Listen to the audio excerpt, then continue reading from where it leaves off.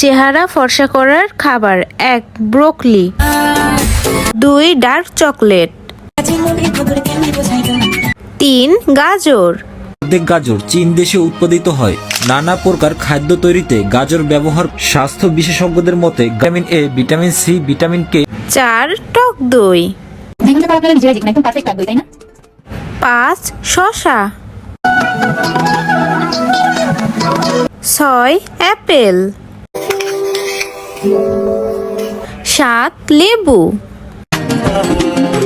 8. পালং শাক তো আজকে আমি হারভেস্ট করে নিচ্ছি কিছু পালং শাক, সাথে থাকছে বাড়িতে করা 9. বিভিন্ন রকমের মাছ 10. মিষ্টি কুমড়া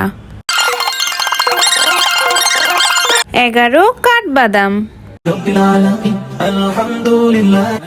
and most important পানি।